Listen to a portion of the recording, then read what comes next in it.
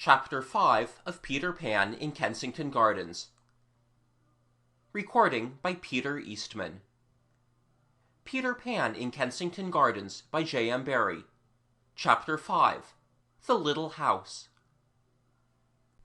Everybody has heard of the little house in the Kensington Gardens, which is the only house in the whole world that the fairies have built for humans. But no one has really seen it, except just 3 or 4, and they have not only seen it, but slept in it. And unless you sleep in it, you never see it. This is because it is not there when you lie down, but it is there when you wake up and step outside.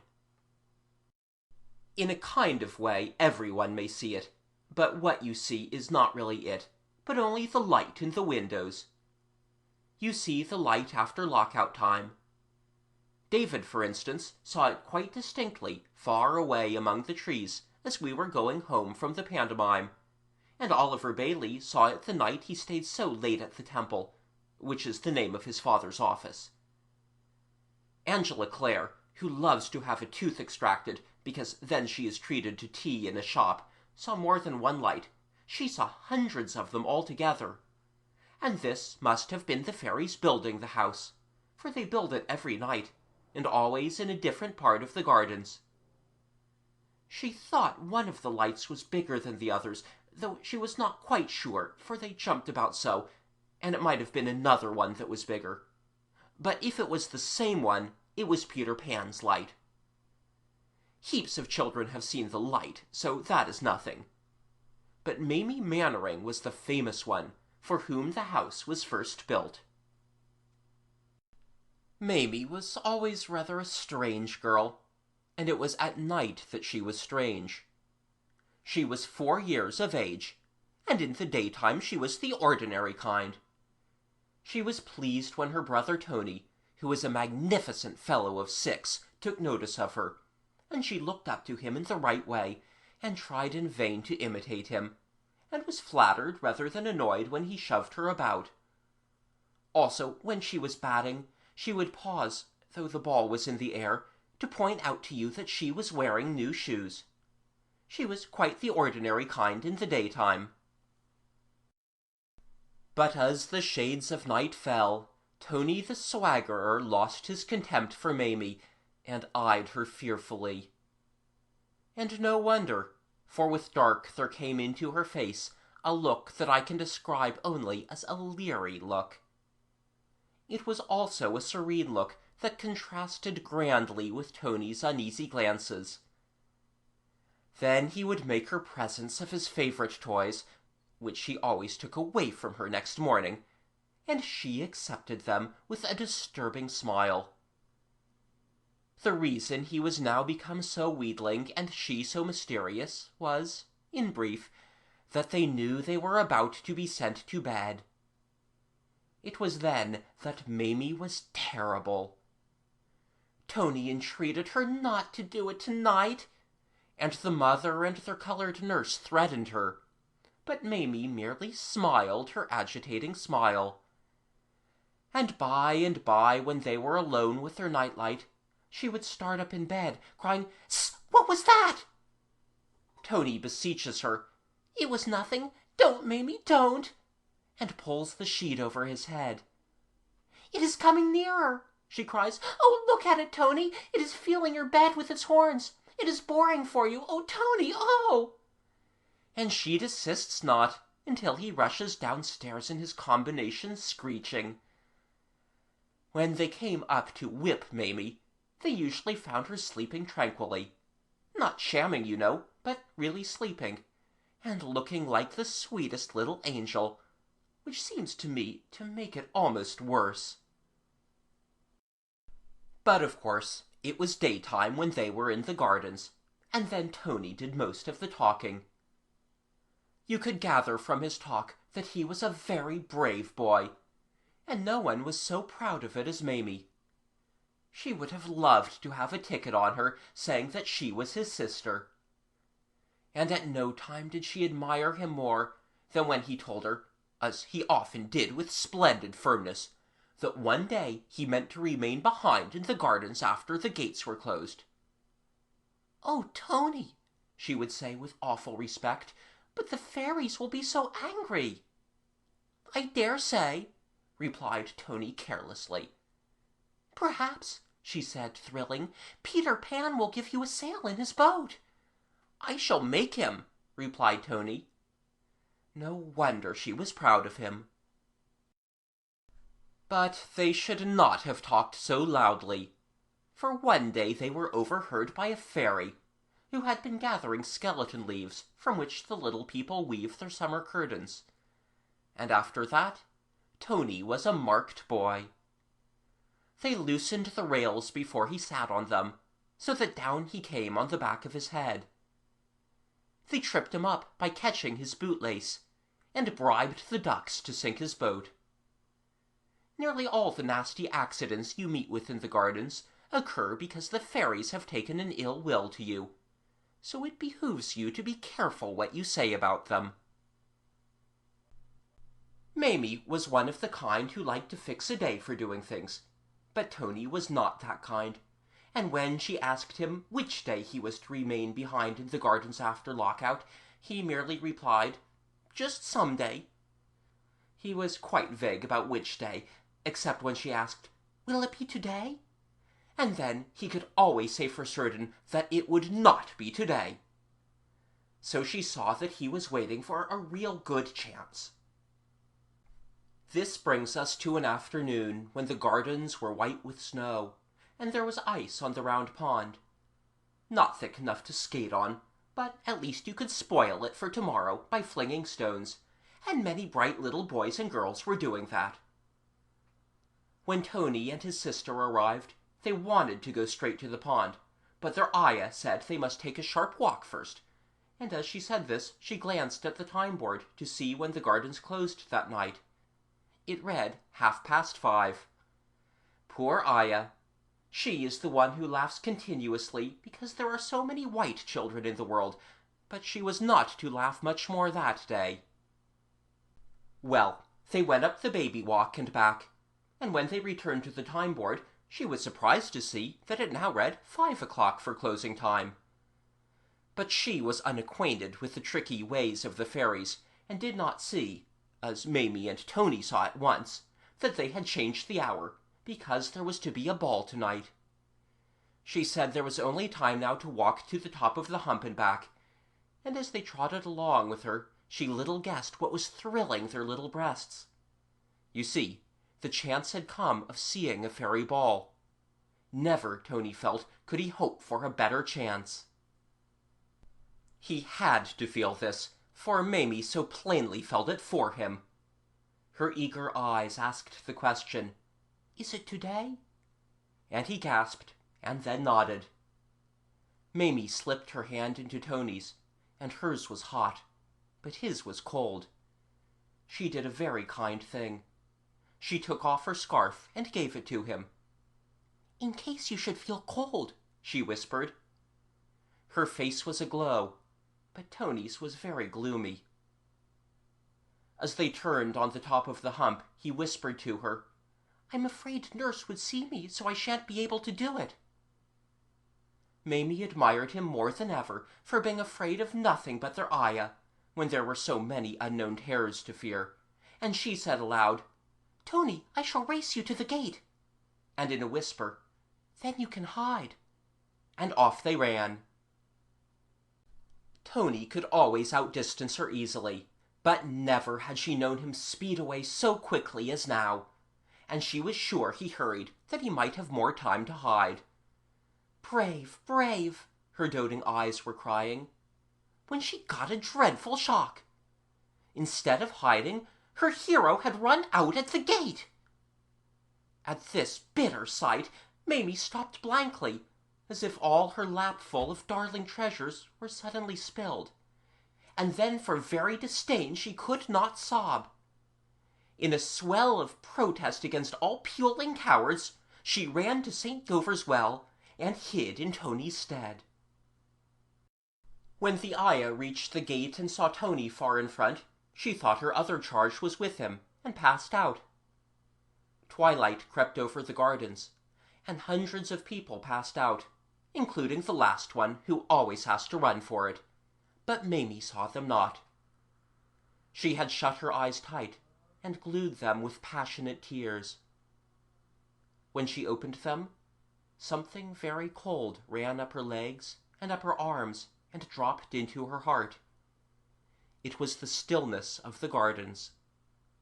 Then she heard clang, then from another part clang, then clang, clang, far away.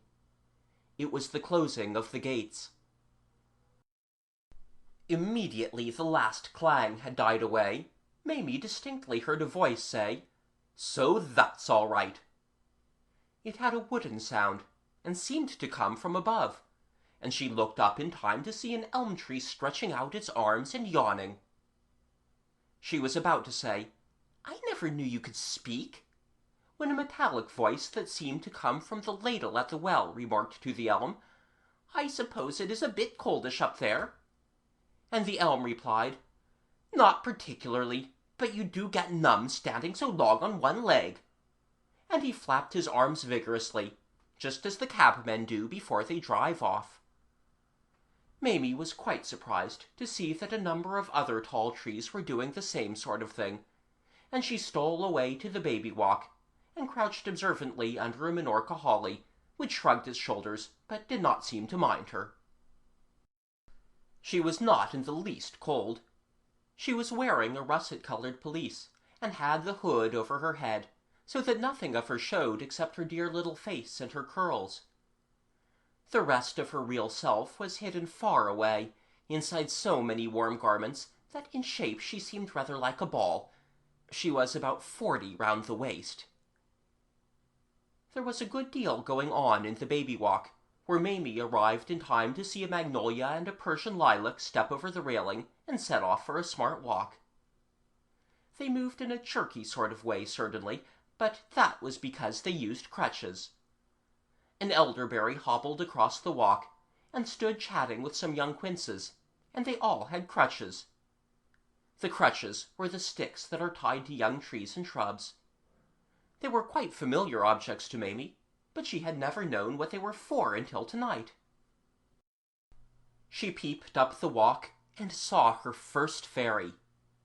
He was a street boy fairy, who was running up the walk closing the weeping trees. The way he did it was this. He pressed a spring in the trunks, and they shut like umbrellas, deluging the little plants beneath with snow. "Oh, you naughty, naughty child!" Mamie cried indignantly, for she knew what it was to have a dripping umbrella about your ears. Fortunately, the mischievous fellow was out of earshot, but a chrysanthemum heard her, and said so pointedly, "Hoity-toity, what is this?" that she had to come out and show herself. Then the whole vegetable kingdom was rather puzzled what to do. "Of course it is no affair of ours," a spindle-tree said after they had whispered together, "but you know quite well you ought not to be here, and perhaps our duty is to report you to the fairies. What do you think yourself?"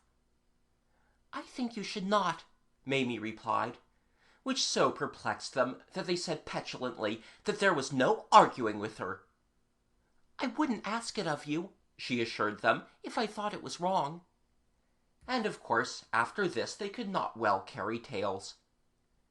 They then said, "Well-a-day," and "Such is life," for they can be frightfully sarcastic. But she felt sorry for those of them who had no crutches, and she said good-naturedly, "Before I go to the fairies' ball, I should like to take you for a walk one at a time. You can lean on me, you know." At this they clapped their hands, and she escorted them up the baby walk and back again, one at a time, putting an arm or a finger round the very frail, setting their leg right when it got too ridiculous, and treating the foreign ones quite as courteously as the English, though she could not understand a word they said. They behaved well on the whole, though some whispered that she had not taken them as far as she took Nancy or Grace or Dorothy, and others jagged her, but it was quite unintentional, and she was too much of a lady to cry out. So much walking tired her, and she was anxious to be off to the ball, but she no longer felt afraid. The reason she felt no more fear was that it was now night time, and in the dark, you remember, Mamie was always rather strange. They were now loth to let her go, for if the fairies see you, they warned her, they will mischief you, stab you to death, or compel you to nurse their children, or turn you into something tedious like an evergreen oak. As they said this, they looked with affected pity at an evergreen oak, for in winter they are very envious of the evergreens. "Oh, la!" replied the oak bitingly. "How deliciously cozy it is to stand here, buttoned to the neck, and watch you poor naked creatures shivering." This made them sulky, though they had really brought it on themselves, and they drew for Mamie a very gloomy picture of the perils that would face her if she insisted on going to the ball. She learned from a purple filbert that the court was not in its usual good temper at present, the cause being the tantalizing heart of the Duke of Christmas Daisies. He was an oriental fairy, very poorly of a dreadful complaint, namely, inability to love. And though he had tried many ladies in many lands, he could not fall in love with one of them. Queen Mab, who rules in the gardens, had been confident that her girls could bewitch him. But alas, his heart, the doctor said, remained cold.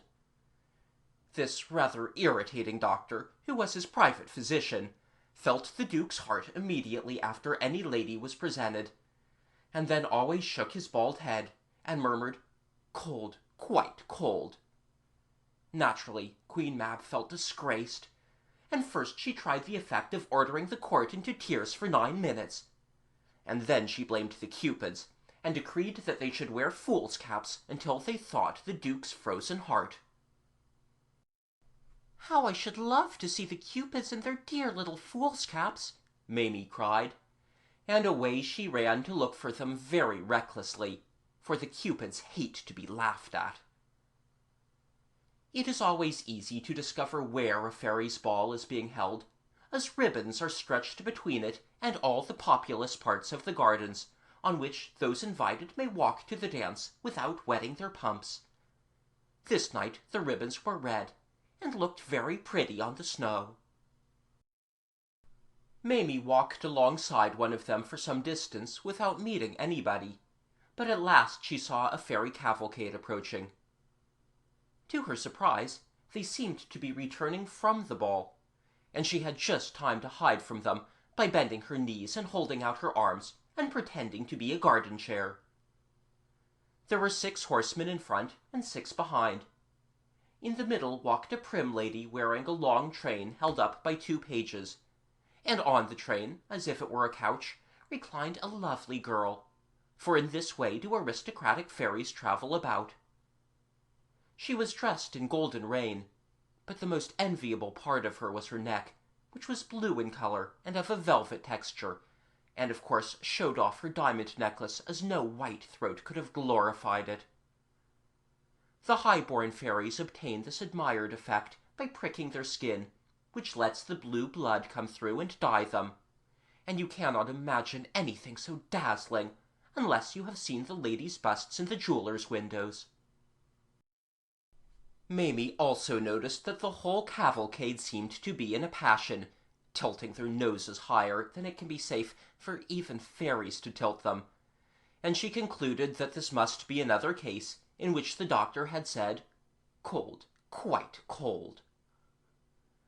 Well, she followed the ribbon to a place where it became a bridge over a dry puddle, into which another fairy had fallen and been unable to climb out. At first this little damsel was afraid of Mamie, who most kindly went to her aid, but soon she sat in her hand chatting gaily, and explaining that her name was Brownie, and that though only a poor street singer, she was on her way to the ball, to see if the Duke would have her. "Of course," she said, "I am rather plain." And this made Mamie uncomfortable, for indeed the simple little creature was almost quite plain for a fairy. It was difficult to know what to reply. "I see you think I have no chance," Brownie said falteringly. "I don't say that," Mamie answered politely. "Of course your face is just a tiny bit homely, but—" Really, it was quite awkward for her. Fortunately, she remembered about her father and the bazaar. He had gone to a fashionable bazaar where all the most beautiful ladies in London were on view for half a crown the second day.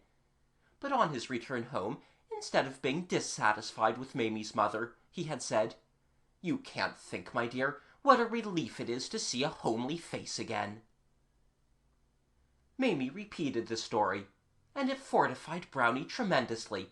Indeed, she had no longer the slightest doubt that the Duke would choose her. So she scudded away up the ribbon, calling out to Mamie not to follow, lest the Queen should mischief her. But Mamie's curiosity tugged her forward, and presently at the 7 Spanish chestnuts she saw a wonderful light. She crept forward until she was quite near it, and then she peeped from behind a tree.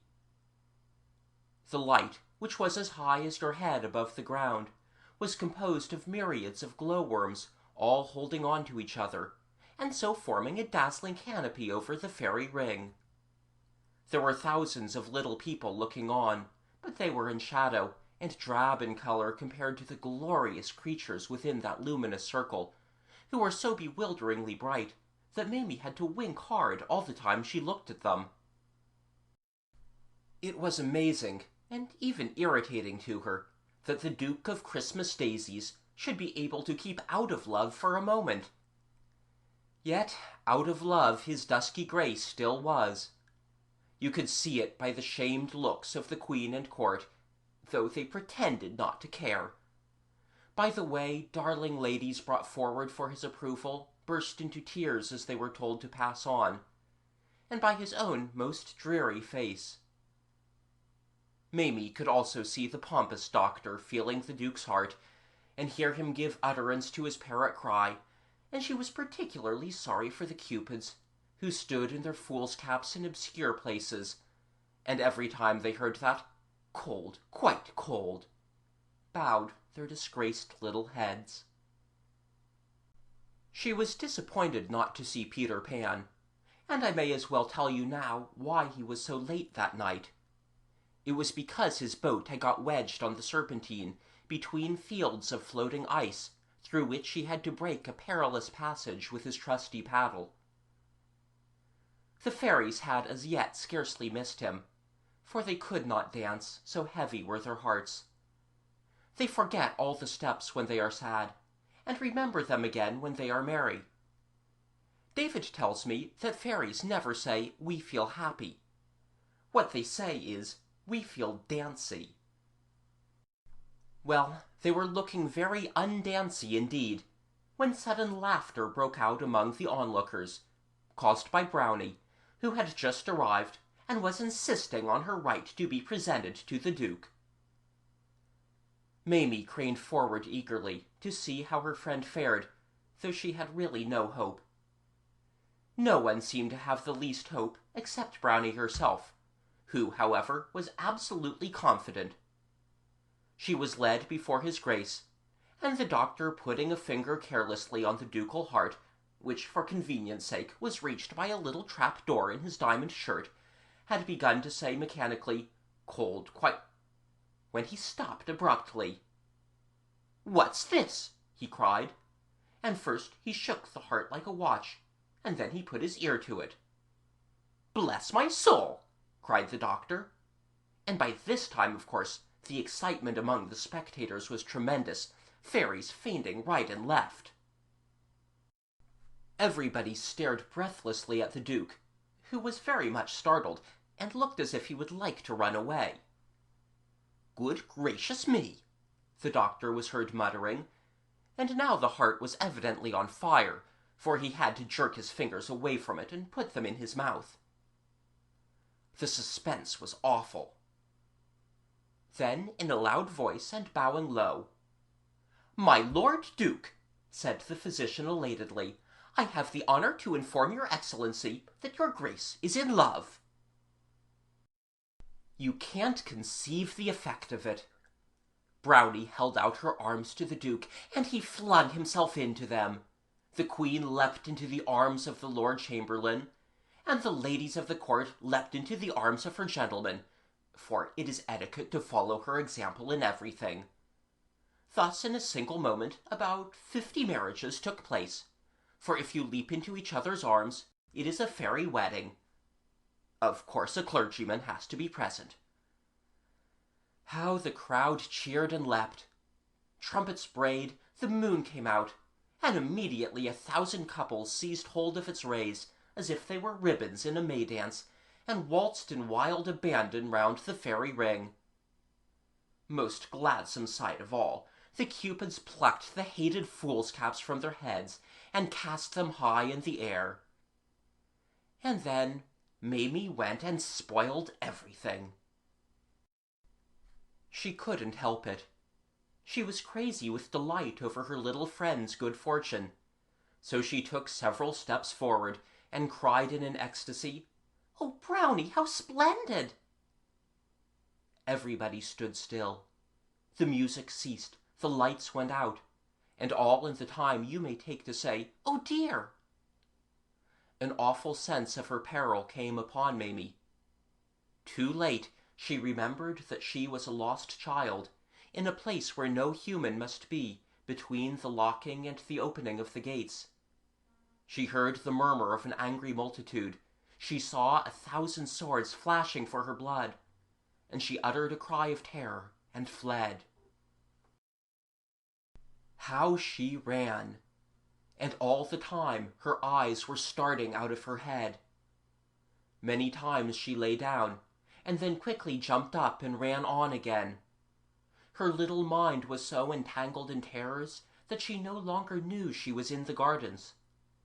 The one thing she was sure of was that she must never cease to run, and she thought she was still running long after she had dropped in the figs and gone to sleep. She thought the snowflakes falling on her face were her mother kissing her good night. She thought her coverlet of snow was a warm blanket, and tried to pull it over her head. And when she heard talking through her dreams, she thought it was Mother bringing Father to the nursery door to look at her as she slept. But it was the fairies. I am very glad to be able to say that they no longer desired to mischief her. When she rushed away, they had rent the air with such cries as, "Slay her!" "Turn her into something extremely unpleasant," and so on. But the pursuit was delayed while they discussed who should march in front, and this gave Duchess Brownie time to cast herself before the Queen and demand a boon. Every bride has a right to a boon, and what she asked for was Mamie's life. "Anything except that," replied Queen Mab sternly, and all the fairies echoed, "Anything except that." But when they learned how Mamie had befriended Brownie, and so enabled her to attend the ball to their great glory and renown, they gave 3 huzzas for the little human, and set off like an army to thank her, the court advancing in front, and the canopy keeping step with it. They traced Mamie easily by her footprints in the snow. But though they found her deep in snow in the figs, it seemed impossible to thank Mamie, for they could not waken her. They went through the form of thanking her. That is to say, the new king stood on her body and read her a long address of welcome, but she heard not a word of it. They also cleared the snow off her, but soon she was covered again, and they saw she was in danger of perishing of cold. "Turn her into something that does not mind the cold," seemed a good suggestion of the doctors, but the only thing they could think of that does not mind cold was a snowflake, and it might melt, the Queen pointed out, so that idea had to be given up. A magnificent attempt was made to carry her to a sheltered spot, but though there were so many of them, she was too heavy. By this time all the ladies were crying in their handkerchiefs, but presently the Cupids had a lovely idea. "Build a house round her," they cried, and at once everybody perceived that this was the thing to do. In a moment 100 fairy sawyers were among the branches. Architects were running round Mamie measuring her. A bricklayer's yard sprang up at her feet. 75 masons rushed up with the foundation stone, and the Queen laid it. Overseers were appointed to keep the boys off. Scaffoldings were run up. The whole place rang with hammers and chisels and turning lathes. And by this time the roof was on, and the glaziers were putting in the windows. The house was exactly the size of Mamie, and perfectly lovely. One of her arms was extended, and this had bothered them for a second, but they built a veranda round it leading to the front door. The windows were the size of a colored picture book, and the door rather smaller, but it would be easy for her to get out by taking off the roof. The fairies, as is their custom, clapped their hands with delight over their cleverness, and they were so madly in love with the little house that they could not bear to think they had finished it. So they gave it ever so many little extra touches, and even then they added more extra touches. For instance, 2 of them ran up a ladder and put on a chimney. "Now we fear it is quite finished," they sighed. But no, for another 2 ran up the ladder and tied some smoke to the chimney. "That certainly finishes it," they said reluctantly. "Not at all," cried a glowworm. "If she were to wake without seeing a nightlight she might be frightened, so I shall be her nightlight." "Wait 1 moment," said a china merchant, "and I shall make you a saucer." Now, alas, it was absolutely finished. "Oh dear, no!" "Gracious me!" cried a brass manufacturer. "There's no handle on the door," and he put one on. An ironmonger added a scraper, and an old lady ran up with a doormat. Carpenters arrived with a water butt, and the painters insisted on painting it. Finished at last. "Finished? How can it be finished?" the plumber demanded scornfully, "before hot and cold are put in." And he put in hot and cold. Then an army of gardeners arrived, with fairy carts and spades and seeds and bulbs and forcing houses, and soon they had a flower garden to the right of the veranda, and a vegetable garden to the left, and roses and clematis on the walls of the house, and in less than 5 minutes all these dear things were in full bloom. Oh, how beautiful the little house was now! But it was, at last, finished true as true, and they had to leave it and return to the dance. They all kissed their hands to it as they went away, and the last to go was Brownie. She stayed a moment behind the others to drop a pleasant dream down the chimney. All through the night the exquisite little house stood there in the figs taking care of Mamie, and she never knew. She slept until the dream was quite finished, and woke feeling deliciously cozy, just as morning was breaking from its egg. And then she almost fell asleep again. And then she called out, "Tony?" for she thought she was at home in the nursery. As Tony made no answer, she sat up, whereupon her head hit the roof, and it opened like the lid of a box. And to her bewilderment she saw all around her the Kensington Gardens lying deep in snow. As she was not in the nursery, she wondered whether this was really herself, so she pinched her cheeks, and then she knew it was herself, and this reminded her that she was in the middle of a great adventure. She remembered now everything that had happened to her, from the closing of the gates up to her running away from the fairies. But however, she asked herself, had she gotten into this funny place? She stepped out by the roof, right over the garden, and then she saw the dear house in which she had passed the night. It so entranced her that she could think of nothing else. "Oh, you darling! Oh, you sweet! Oh, you love!" she cried. Perhaps a human voice frightened the little house, or maybe it now knew that its work was done, for no sooner had Mamie spoken than it began to grow smaller. It shrank so slowly that she could scarce believe it was shrinking, yet she soon knew that it could not contain her now. It always remained as complete as ever, but it became smaller and smaller, and the garden dwindled at the same time, and the snow crept closer, lapping house and garden up. Now the house was the size of a little dog's kennel, and now of a Noah's Ark. But still you could see the smoke and the door handle and the roses on the wall, every one complete. The glowworm light was waning too, but it was still there. "Darling, loveliest, don't go," Mamie cried, falling on her knees, for the little house was now the size of a reel of thread, but still quite complete. But as she stretched out her arms imploringly, the snow crept up on all sides until it met itself, and where the little house had been was now one unbroken expanse of snow. Mamie stamped her foot naughtily, and was putting her fingers to her eyes, when she heard a kind voice say, "Don't cry, pretty human, don't cry." And then she turned round, and saw a beautiful little naked boy regarding her wistfully. She knew at once that he must be Peter Pan. End of chapter 5.